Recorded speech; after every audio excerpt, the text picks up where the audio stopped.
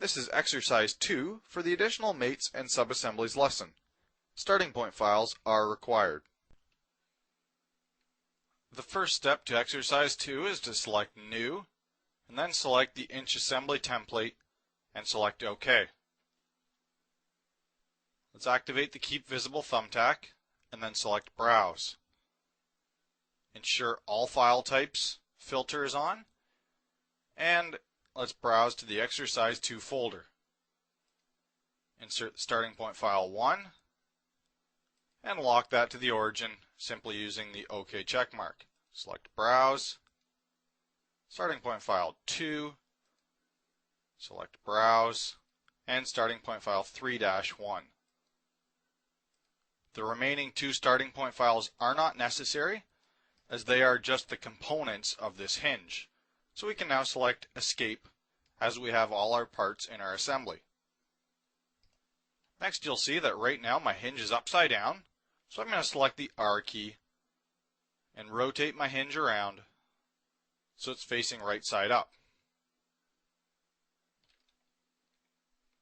I'm also going to move the movable portion of the door to the correct side, as this portion is the fixed side of the hinge, as we want our pin facing in the upwards direction.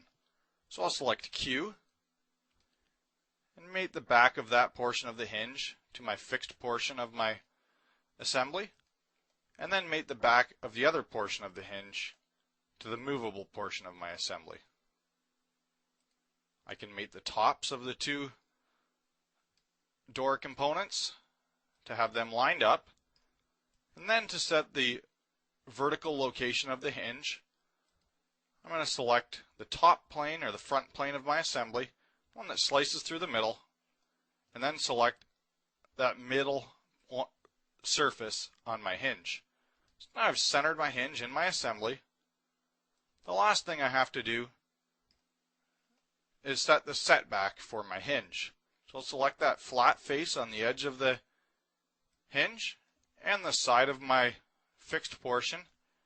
Select Distance because I don't want that much of a gap.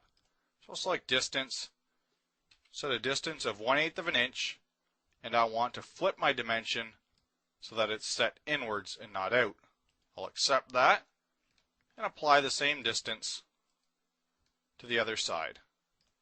So again, selecting Distance, entering a value of 1/8, and flipping the dimension so that it's recessed inwards, and select OK. Now that we've finished mating our hinged assembly, we can move the door. Or wait a minute, we can't move the door. First, we need to select the assembly on the feature tree and select Component Properties and make it a flexible assembly and select OK. Now that our hinge is a flexible assembly, we can move that door open and closed, and you'll see that because we added that mate in exercise 1, that limits the distance of angular distance the hinge can travel. That distance is also limited in this assembly. That concludes exercise 2, and I trust it was a help.